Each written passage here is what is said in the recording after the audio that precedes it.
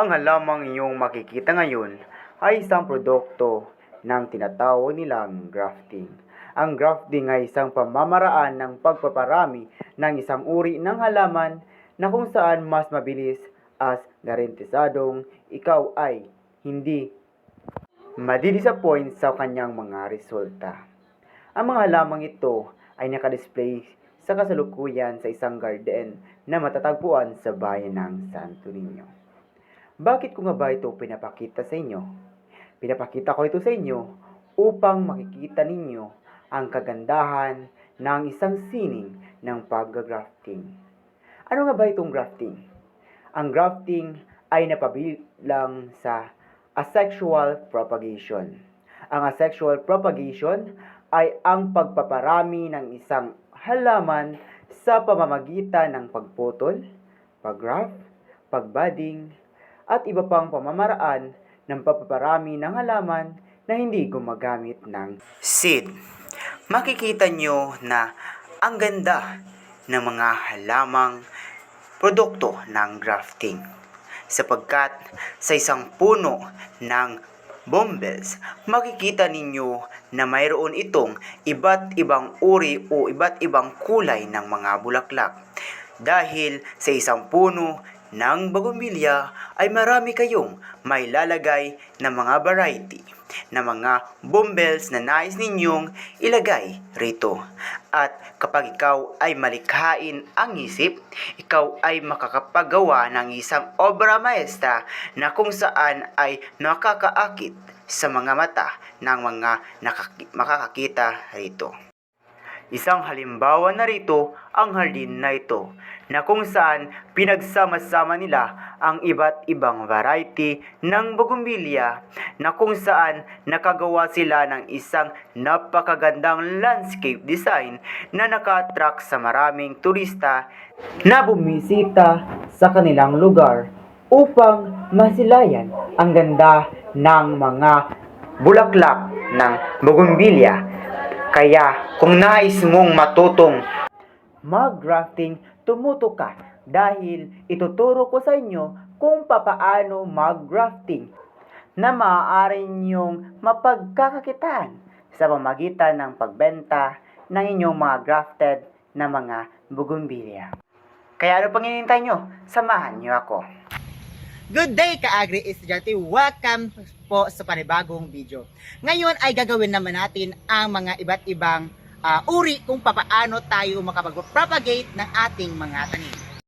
Sa paggawa ng grafting, ito ang mga kinakailangan na tools. Una ay ang pruning shear,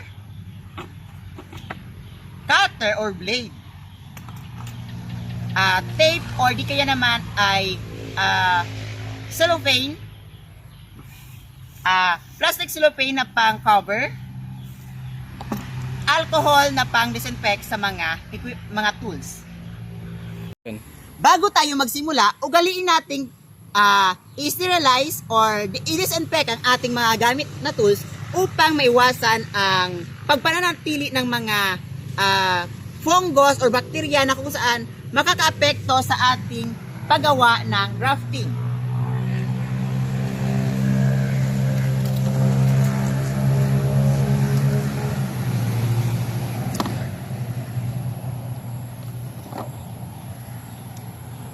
Ngayon, kukuha tayo ng ating mga sayon para sa ating rootstock.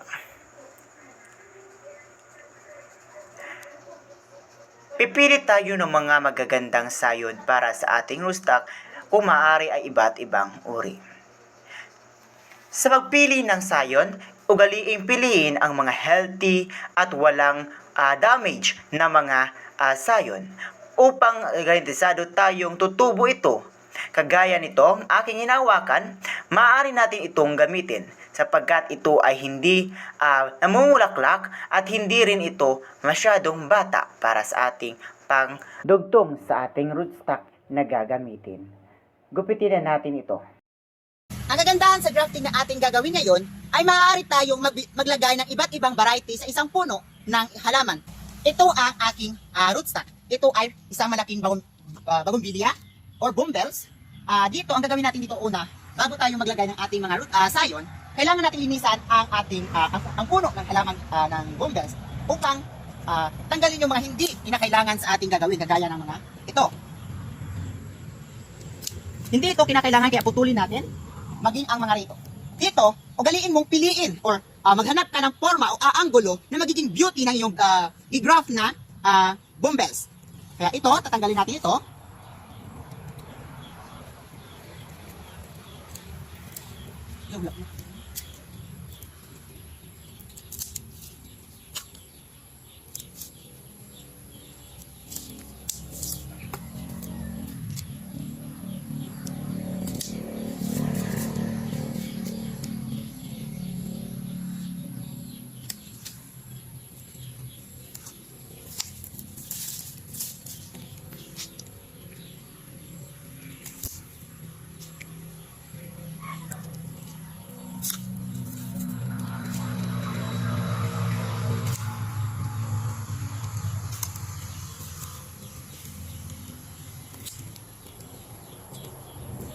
Okay, nalinisan na natin yung ating rootstock, kaya maaari na tayong magsimula sa ating pag-graft. Sa paggawa ng grafting, putulin ng maayos ang sa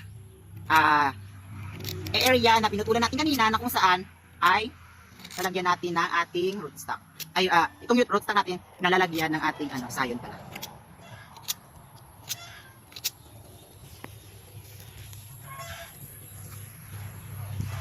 Ito yung ating sayon. Tanggalan natin ito ng mga existing leaf. Pagkatapos ay pagkatapos natin ilagay ang ating mga gustong sayon, lalagyan na natin ito ng cellophane or whatsoever na pambigis dito or grafting tape. Ngunit ang aking ginagamit ngayon ay isang scotch tape. Maaari dito gamitin base sa aking observation, mas maganda itong gamitin kasi mas mas matibay kasi mai-lock or mai-lock mo siya agad ng maayos at kakapit talaga yung tape natin.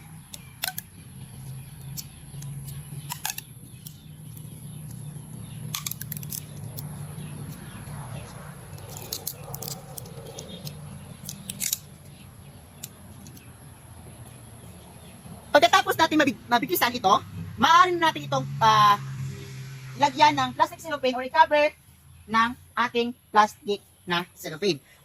Siguraduhin malinis itong ating pang-cover na cellophane dahil baka ito ang magiging dahilan ng pag-contaminate itong ating grafting at magiging dahilan ng hindi magiging successful ang ating ginawa.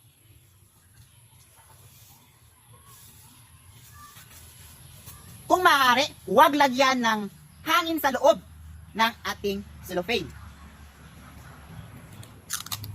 Ganun pa rin ang proseso, lagyan ng tape or ibigkis.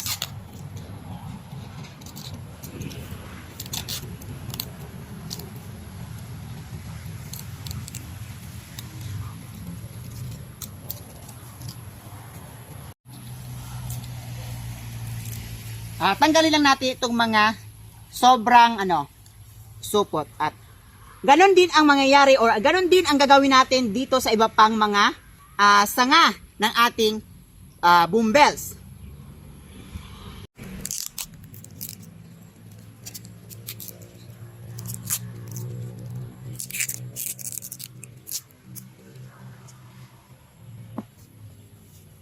Nakita ko na nagbawa ng safety sila, no? Hindi. Okay. Pwede lang yan.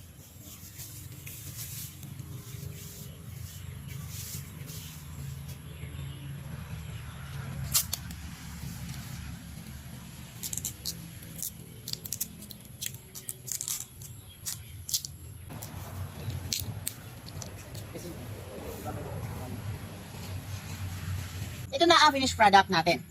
Ito, mayroon tayong 4 na sanga na nilagyan natin ng ating mga sayon at hayaan natin ito ng 2 hanggang 3 linggo bago natin buksan or i-observe natin na kung saan pag nakita natin buhay itong ating mga nilagay na sayon sa loob, ito ay maaari natin buksan.